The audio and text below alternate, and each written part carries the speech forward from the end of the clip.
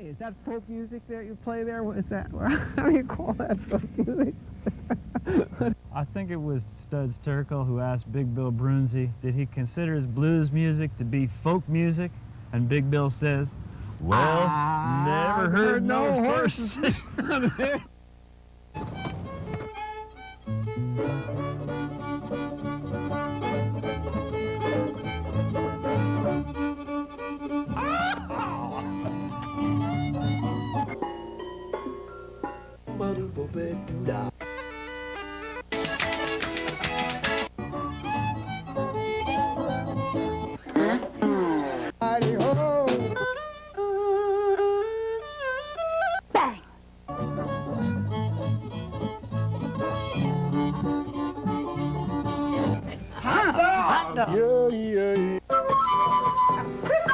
Don't hesitate.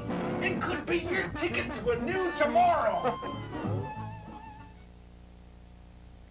Head of thy church triumphant, we joyfully adore thee. Till thou appear, thy members here shall sing like those in glory. We lift our hearts and voices in blessed anticipation, and cry aloud and give to God the praise of our salvation. Thou dost conduct thy people through torrents of temptation, nor will we fear whilst thou art near the fire of tribulation. And if thou count us worthy, we each as dying Stephen shall see thee stand at God's right hand to take us home to glory. By faith we see the glory to which thou shalt restore us. The cross despised for that high prize which thou hast set before us. And if thou count us worthy, we each as dying Stephen shall see thee stand at God's right hand to take us home to glory.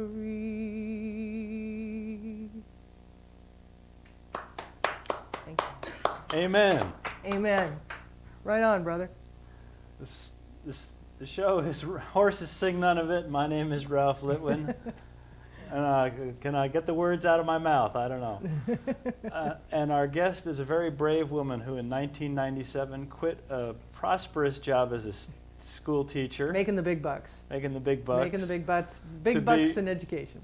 To be a full-time folk singer. Yeah, yeah. Singer of traditional and contemporary songs. Right. Debra Cowan, welcome to the show. Nice to be here. It's a pleasure. Absolute pleasure. Thank you. So reading your bio, I see you spent a considerable amount of time in Edinburgh. I did. Edinburgh. Edinburgh. Get the in there. Edinburgh, Scotland. Yeah, that's where I went when I decided that education was not doing it for me. So I went over to Edinburgh, and I had the best job in the world, where I was being paid £50 a night to sing songs and drink beer. So I figured life didn't get any better than that. You know? That sounds pretty good. It was. But it was also a wonderful time of learning about not only Scottish traditional song, but traditional song in general. And it was in Scotland where I learned how to sing unaccompanied, because I always felt a little funny about it. that you always had to have some kind of instrument accompanying you. And then I went over to the UK, and everybody's singing unaccompanied, and all kinds of stuff. So I started watching the singers, people like Ray Fisher and Gordiana McCulloch and Christine Kidd, who became a friend, and I also went to her master classes, her ballad singing classes, and learned how to tell the story through the song, or sing the song through the story. Either one, they're just interchangeable, and really feel the song, and almost, as Ray Fisher said, you have to get inside their heads. Get inside their heads. You know, really think about who's telling the story, and what is that person thinking as they're telling the story. Mm-hmm. And that was probably one of the biggest lessons I came away from when I was in Scotland. Care to share a little bit about that first song you just shared with us? That's called Fearless in the Fire, and it comes from the Helen Hartness Flanders collection, which is a collection of traditional song that I've been studying in the last 2 or 3 years. I've been making these odysseys down to the Library of Congress and listening to source recordings for the last 3 years. Every time I get down, have a gig in Virginia, I always stop in at the LOC and say hi to everybody, and then sit there with the headphones. And I chose 11 songs for a recording that'll be coming out in April, and that is one of them. And I'm very, very fortunate in that I have traditional singer John Roberts singing harmonies with me on that hymn, and also another one called Star in the East. Cool.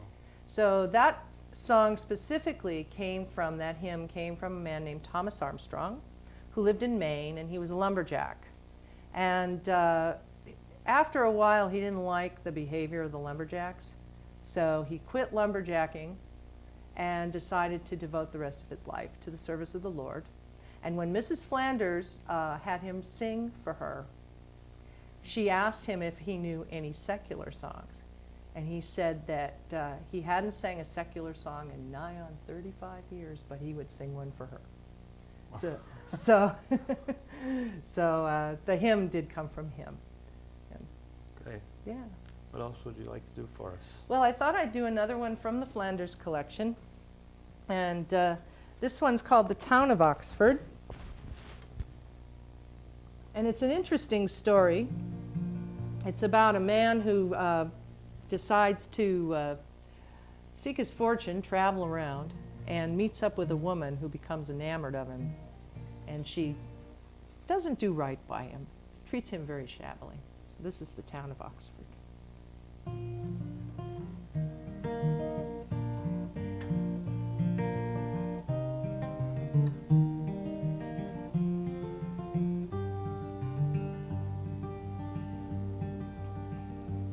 My tender parents brought me up, provided for me well, and in the town of Oxford employed me in the mill. I did not like my master, he did not use me well. I formed a resolution not long with him to dwell. On me knowing to my promises, I vowed to run away. I steered my course for Holland, and cursed be that day.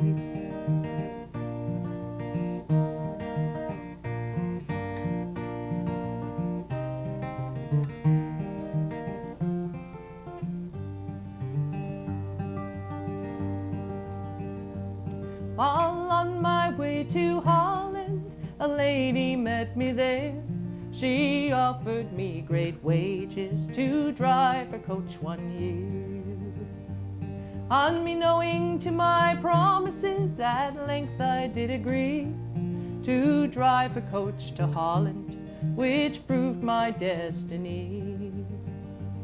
I had not been in Holland scarce 2 months or 3, when my unworthy mistress, she became very fond of me. She said her gold and silver, her houses and her lands, if I'd consent to marry her, would be at my command.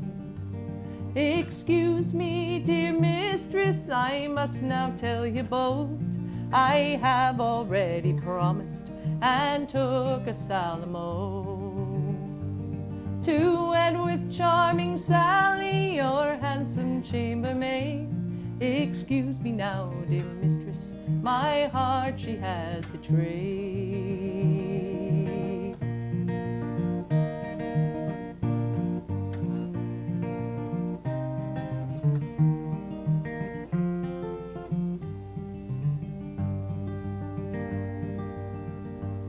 'Twas early the next morning, just at the break of day, I saw my unworthy mistress a-viewing the flowers gay.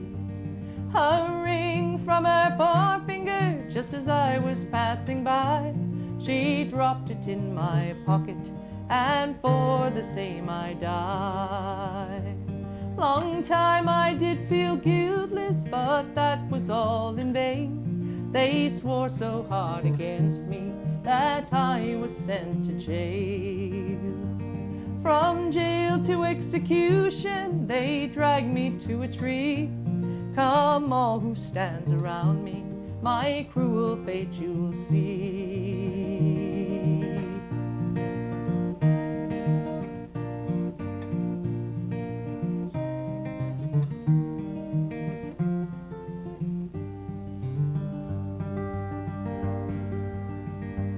Don't glory in my downfall, but pray do pity me. They wrapped a rope around my neck and hung me from that tree. Farewell, my tender parents, I bid this world adieu. Farewell, my charming Sally, I died for love nor you.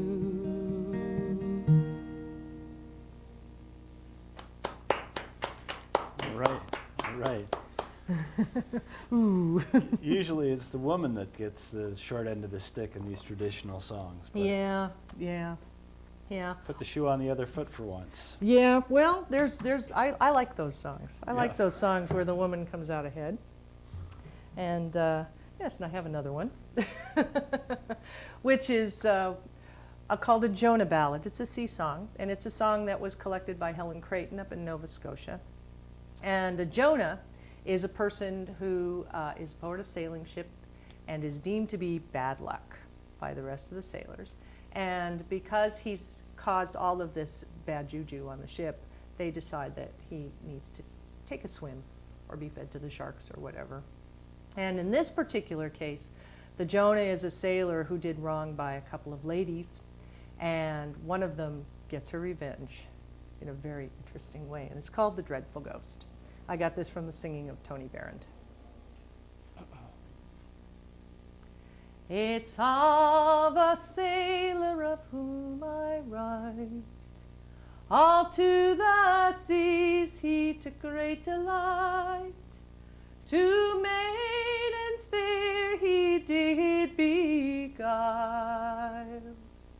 and those two maidens he had with child. One of them for public shame unto some handsome grove she came, and there at length to end all strife she cut it there, the thread of life.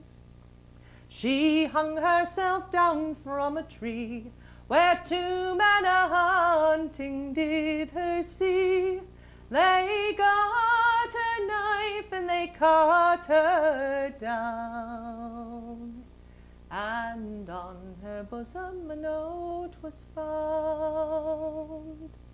And this was written letters large: don't bury me, I do you charge, but leave me on the ground here to lie, so that maids may see me as they pass by. Let them take warning by my fate, and end this folly before it's too late. And while on land she plagued him so, unto the seas he was forced to go. One morning on the topmast high, a little boat he chanced to spy, a little boat with a large crew of men, and a female ghost who stood up then. Down decks, this young man goes, and he greets the captain in his morning clothes. He says, "Captain, Captain, stand my defense, for I see a spirit coming hence." So up on decks this captain goes, and there he spies the dreadful ghost. She says, "Captain, Captain, come tell me true. Does such a man sail amongst your crew?" It was in St. Talion's this young man died, and it's in St. Talion's his body lies. She says, "Captain, Captain, don't tell me so, for he's sailing in your ship below. And if you don't bring him up to me, a mighty storm that you shall see, it will cause both you and your gallant men to weep. It will leave you slumbering in the deep." Down decks, this captain goes, and he brings this young man up to his bows. And when she fixed a grim eye on him, it caused a trembling in every limb. "Oh, don't you remember when I was a maid? You caused my poor trembling heart to bleed. Now I'm a spirit, I've come for thou. You balked me once, but I've got you now." Down in her boat she boarded him, down in her boat he was forced for to go, and as he did, we all did admire, for the boat went down in a flame of fire. And as it sunk she rose again, and aye she sang this mournful strain: "You sailors all who are left behind, never prove false to young womankind." The Dreadful Ghost. All right. A good scary tale. Yes, We should tell folks how to get in touch with you right. and show your recording, Yes. The Long Gray Line. And The Dreadful Ghost is on The Long Gray Line. And that's the last one I have done. And your email address for information about where you'll be performing and recordings and other information about you is dcowan@debracowan.com. Right. Yes. And also my recording label is Falling Mountain Music, and they can get in touch with me through that too, fallingmountain.com. So debracowan.com or fallingmountain.com. Great. Yeah. What else would you like to share with us? Well, I thought if we, there's one song that I have been singing lately because it's just a wonderful story, and it's a composed song written by my good friend up in Massachusetts, Jerry Bryant. Jerry's one of these guys that goes to seaport museums and maritime museums and looks through ship's logs and finds good stories. And he found this one, and it's about the packet ship, the Dreadnought, and about a mutiny that occurred aboard the Dreadnought. It's called the Dreadnought Mutiny.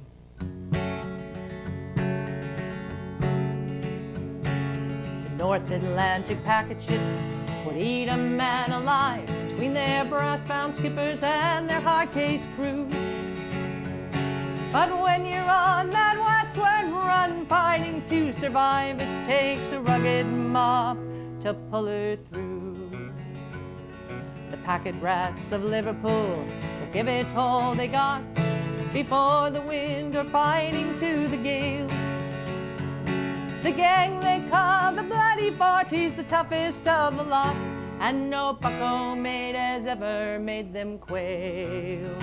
Well, I've known the hardest captains and sailed with the toughest crews.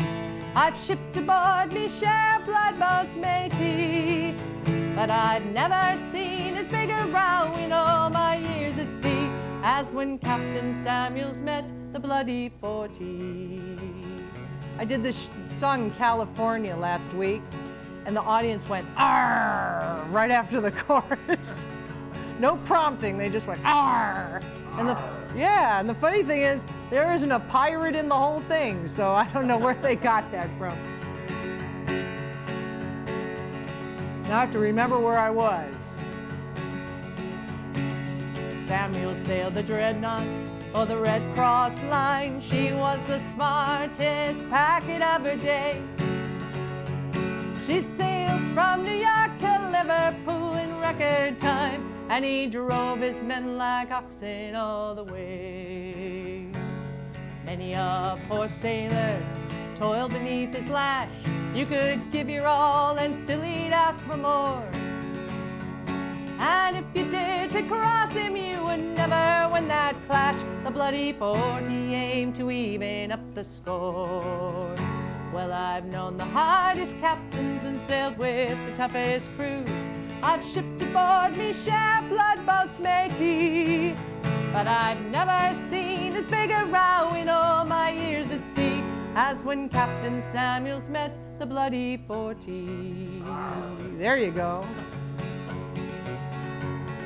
The Dreadnought needed crewmen for the run back to New York, and the Bloody 40 signed on to a man. The magistrate warned Samuels they were up to evil work, but he said, I mean to break 'em if I can. Finnegan and Sweeney were the leaders of the gang, and tougher men I swear I'd never met. They meant to steal the vessel as soon as 8 bells rang, but the old man wasn't daunted by the threat. Well, I've known the hardest captains and sailed with the toughest crews. I've shipped aboard me share bloodboats, matey, but I've never seen as big a row in all my years at sea as when Captain Samuels met the Bloody 40.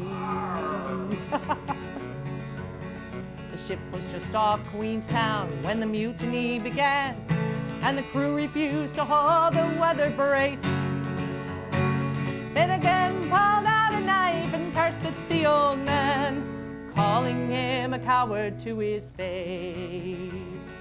Samuels with a pistol called the sailor's bluff. He stood alone, a rock against the tide. His officers soon proved that they were made of weaker stuff. The second mate alone stood by his side.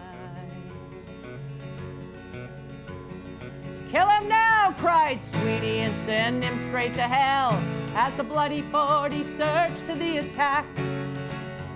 Just then a band of immigrants leapt forward with a yell, and with iron bars they held the 40 back. Sounds of blows and curses filled the summer's night as the mutineers they fell into a trap. They hadn't known that Samuels had been ready for a fight, for he'd armed 24 Dutchies for the scrap. Well, I've known the hardest captains and sailed with the toughest crews. I've shipped aboard me share bloodboats, matey, but I've never seen as big a row in all my years at sea as when Captain Samuels met the Bloody 40.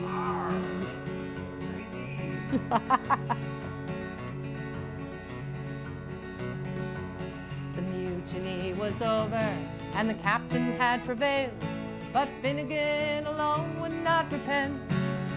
It took 10 hours in the sweat box before his courage failed, and he begged for mercy, beaten down and spent. The remainder of the voyage, Samuel's preached the holy word, and his sermons brought those hardened men to tears. And when the dreadnought docked, it was the strangest thing I heard. The bloody 40 gave the old man 3 big cheers. Well, I've known the hardest captains and sailed with the toughest crews.